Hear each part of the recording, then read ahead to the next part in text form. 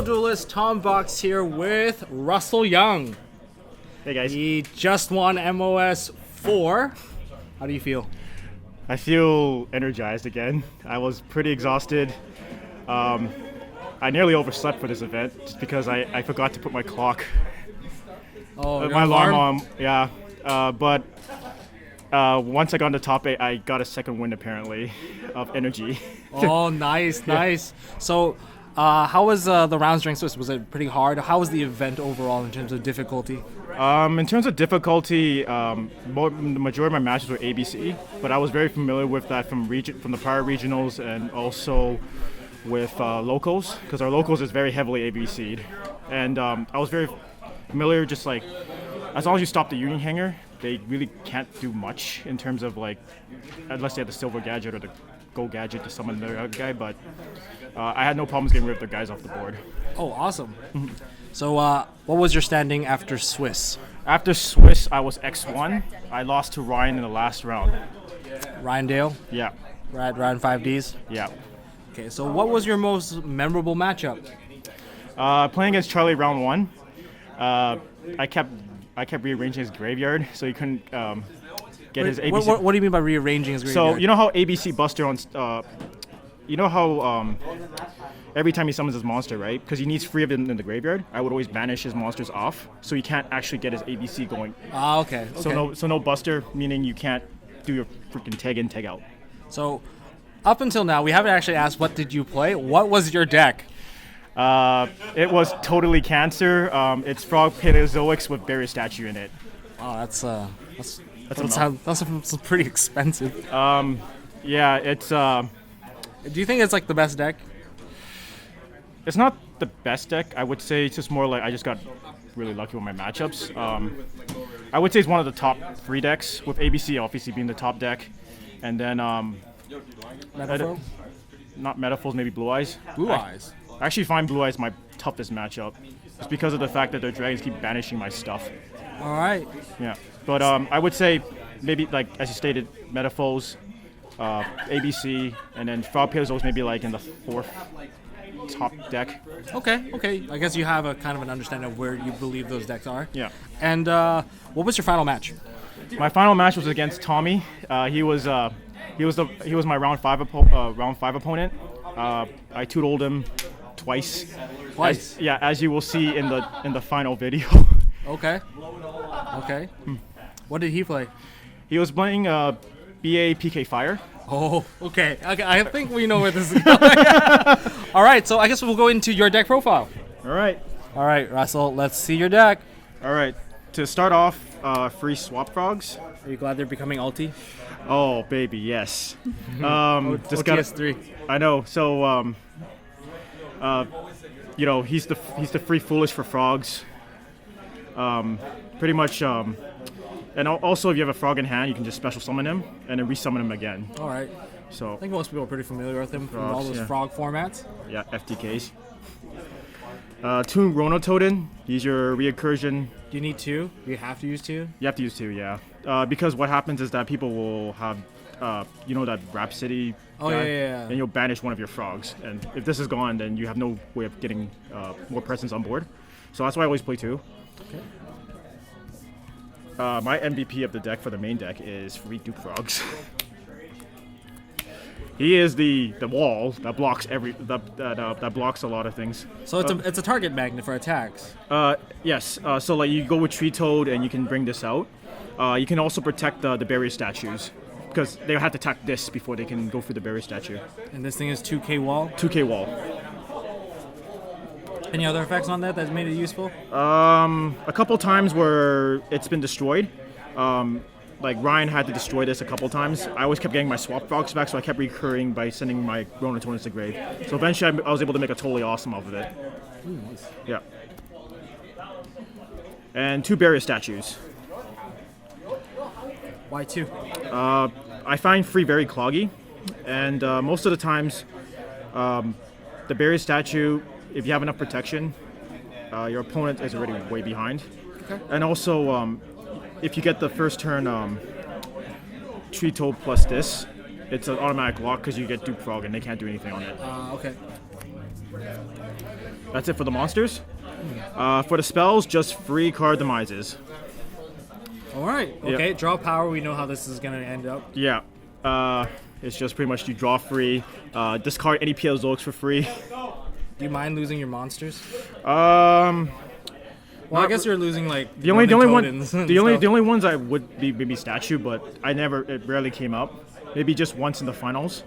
But most of the times I discard Paleozoics or Ronotodons, which I don't really care. They need to be in the graveyard. Let's go into your traps. Yeah. So my traps are free Paleozoic Ononodius, which is the MST of the deck.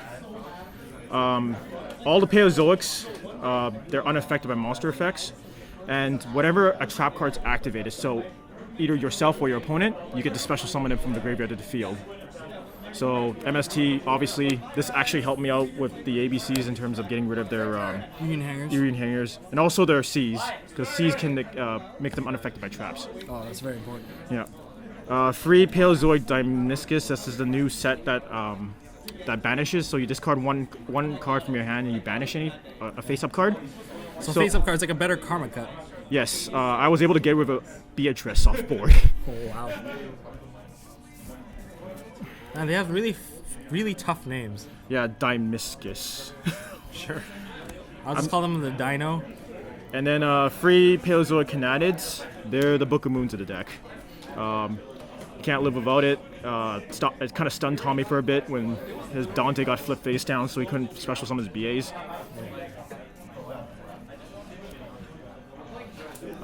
Free Paleozoic Picayas, the D draw of the deck. It's always good to draw more cards. Nothing more needs to be said about this. Very nice. Yeah. And double Leonoches. So what this does is that it actually allows you to bring one card from the banished zone and put it back in the graveyard. So naturally, like they when they die on the field, they will get banished. Yeah. I can bring it back. I can bring the dupe frogs I banished with Ronotonin to reuse it again. Also, I can sometimes with ABC, sometimes when they stand by phase, they try to tag out. I can use this, put one back in grave, and they lose their targets. So it actually breaks. So this is for both players. Both players, yes. Oh wow, that's really good. That's like having like mini pot of acquisitiveness to stun. And another cool thing is that you can actually use this with pot desires. It's just like because it just targets one banish. Let's say any face up or face down, so it's kind of bonkers. Last but not least, one of the hallucinogen. I've dropped it down to free just because it's not a really good card for the meta because there's Magic Spectre, Metaphors. ABC don't care if their attack gets cut in half because you'll just tag out. So I just run one just so that I can get over certain monsters. Especially, it drops their defense down so you can get over their Dantes and Beatrices. Also, it's both attack and defense. Yeah. The other traps are two Wabaku. Nothing needs more to be said. It just prevents your monster from being destroyed by battle. No battle damage? No battle damage, and it gets you a free Paleozoic on board. So. How hard is it to actually deal damage to you? Tommy did not deal damage to me until closer to game 2. So out of all the 2 matches. Yeah. Okay. Very Wally. Totally unbreakable. 2 Legacy Anagarasu. Another extra draw power. It's just mainly used to trigger the Paleozoic, yeah. And also allows me to refuel my hand. Free Jargreeds. I love these supers. But yeah, another way to draw. It's just more draw power. They're basically, you have 5 of the same card, 5 upstarts that trigger more other things? Yes. And also sometimes if you need a refill, you got it right there, right? So free Quaking Mirror Forces. Are they your MVP battle trap? I would say not this one. My MVP battle trap would be the Diminiscus, the banished one.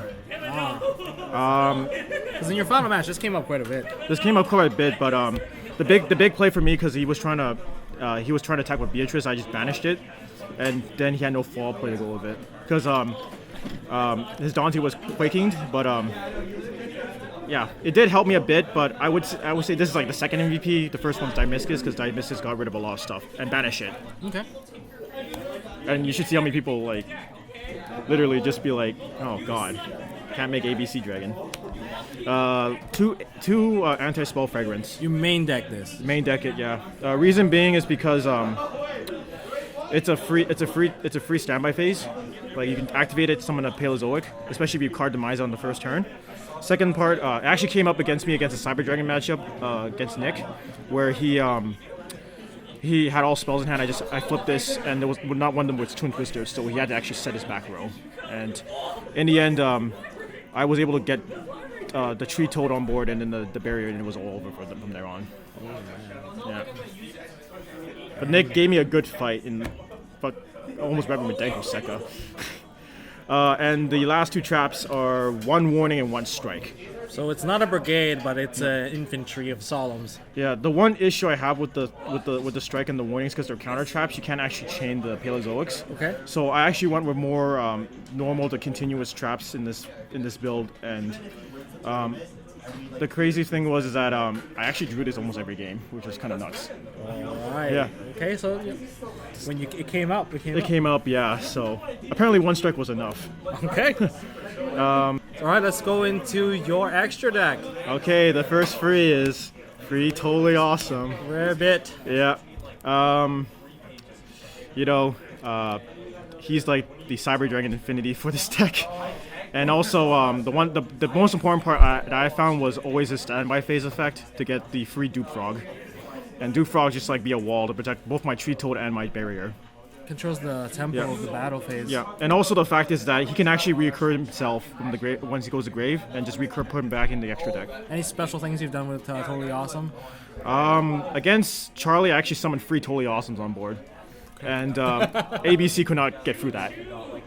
Not with unless they have a pre-established board. Yeah, no, but he drew really bad. And then the Paleozoics, I play 3 of the Paleozoic Armacaris, yeah. So he's like he was my my second MVP. Like what he did was Second boss, yeah. So what he does is that he pops whenever he has a trap material, he can pop one card during either player's turn. So it could also disrupt a lot of your opponent's plays. And the second thing is that just like Matter Specters with the monster effects, it's unaffected by monster effects. Third thing, the big thing that I found out very importantly in my game against Tommy was whenever a trap card goes to the graveyard, on my side of the field to the graveyard from the spell trap zone, I can excavate, and I excavated 3 out of 3 times for yeah, like quaking and like all those really good traps along the way. It was really nice. Yeah. And also you can get your strikes in there too, which is pretty nice too. Like even if you get even if you get like Ghost Reaper Winter Cherried, this is the guy you go to. Yeah, this is what I build, and because Tommy actually put me in a very awful position, really awkward position in that one. My MVP of this deck, by far, besides Totally Awesome, is this. Opabina. So, Opabina, the one thing I like about it is that it turns your Paleozoics into spell cards, literally, just because it can activate. There's like Makura Destructor for Paleozoics. And that card's banned. Yes.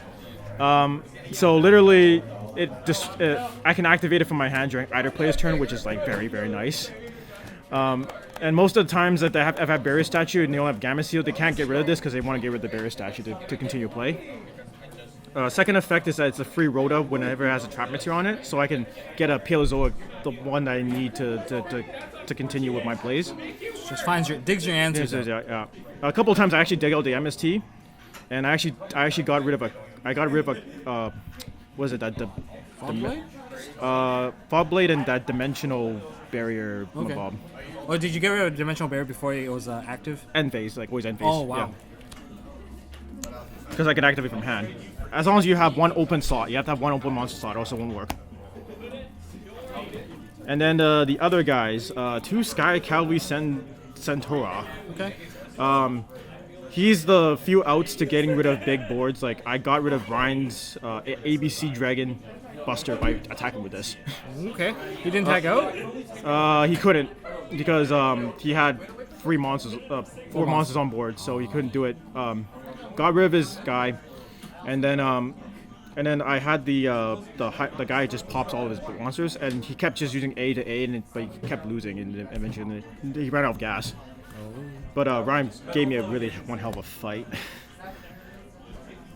And then Cat Shark. Cat Shark's more to increase Tree Toad by 4,400 attack. What's the effect of Cat Shark? So Cat Shark, you need 2 level 2 monsters as a generic. Once per turn, you can detach material. You can target 1 water monster and double its attack for the turn. Ooh. So it's a way to get rid of like big monsters on board. I was thinking about maybe like against Crystal Wing and stuff like that, or maybe try to bait him out with a Crystal Wing. Or second one would be in case I had to face off against ABC Buster, I could just attack through it with Tree Toad. Okay. Digusto Phoenix, he's like the FT, he just double attacks.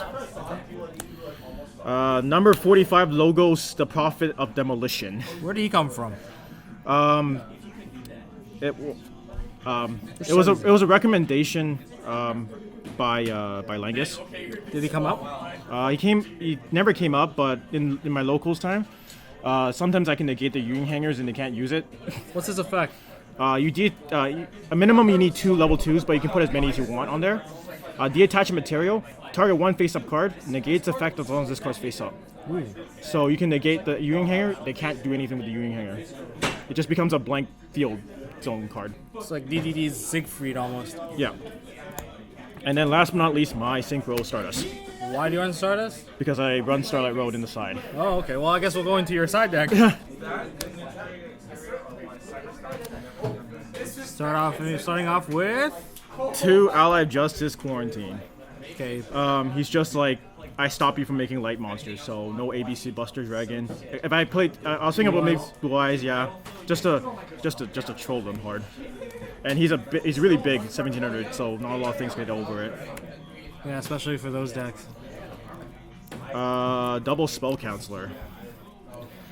Reason being that I play double Spell Counselor is because sometimes if you get a Paleozoic on board, especially against. I was thinking about playing more Blue Eyes today, but I never said it in Blue Eyes. Oh, you don't let him search, don't let him get anything out. Yeah, and also Twin Twister's my worst enemy. So if I summon this, they can't Twin Twister me. Oh, so they have to run into all your back row. Yeah. Oh, okay. And obviously I run all traps, so it doesn't really matter to me, and I can protect this for days. Yeah, your deck is like very good at keeping everything alive. Yeah. And then of course free Gamma Seal because he's even with Barry on board, you can still tribute for this Gamma Seal. Came up once, got rid of one of the Magician guys. So like I got rid of his Dark Magician to play Gamma Seal, and yeah, no recovery play after that. Okay. Yeah. Only came up once, but it did its job. Gamma Seal ate the Dark Magician. One extra anti-spell fragrance. Pendulums? Pendulums, yeah. I faced off in my first feature match. I faced it off. This became very helpful. Twin Twisters to get rid of other back row hate. Back row hate, yeah. And also discarding dead Paleozoics to the grave is pretty good. Synergizes with the deck pretty well. Yeah. One Dimensional Barrier. I never got to use it at all. I heard it was really good. I actually faced off against people that actually had a playset of it. I had it once, but they Twin Twisted it away. Yeah. One Starlight Road. Very beautiful. Yeah. I sighted in, never saw it, but I used it in some locals, and people that got Twin Twisted happy ran into this really hard. Punished. Yeah. And then last but not least, free Imperial Iron Wall. This allows you to keep on using your Paleozoics non-stop because the banishing is no longer relevant. Yes, that's true. But what I usually do is I use all my Ronotone's effects first, and then try to make Tree Toad, and then use this. Especially when they use Blue Gente Tsukiyomi, once they change their effect, use this. They can't get their guy out, and they have a Tsukiyomi on board. Oh. Yeah, so ABC stun.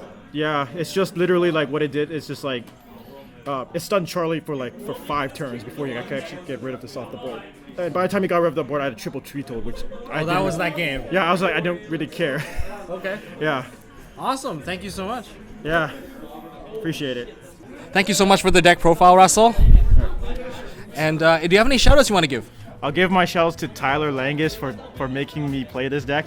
He was like, Russell, you gotta play this deck, no ABC stuff. And shoutouts to Brad for coaching me how to play this, how to time my matches, especially in the top table matches. Okay.